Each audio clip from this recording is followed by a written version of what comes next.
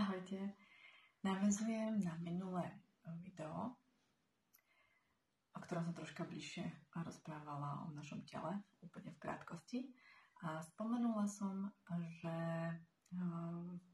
pracujem na tanečných terapiách alebo na tanečných workshopoch so 4 energetickými nosičmi.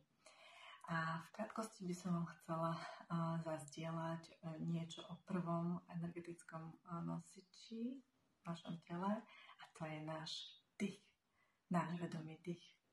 Poteraz so mnou sa na chvíľočku nadýchni a nadýchni sa do brúška.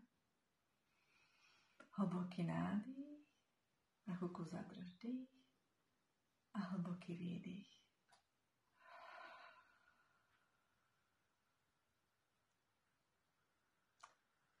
Okamžite týmto nádychom a výdychom sa začína jemne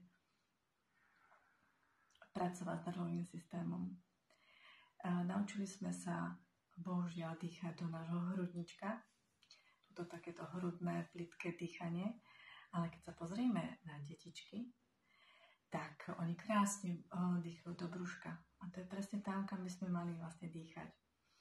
A napríklad my, konkrétne ženy, väčšinou máme tú tendenciu zaťahovať brúško, aby sa nám pekne sformovala postava. Ale naozaj je dôležité sa slobodne nadýchnúť do brúška. Je jedno, že či máš veľké brúško, malé brúško, ale tam je vlastne to podstatné dovoliť si nadýchnúť do toho brúška.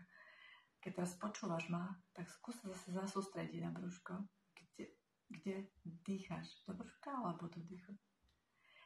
Takže tak ako dýchame, tak aj žijeme, tak skúsme tak viacej vedome dýchať do toho nášho brucha. A ono sa nám vlastne pekne odďačí. O druhom energetickom nosiči sa dozviete v ďalšom videu. Ahojte, krásny deň.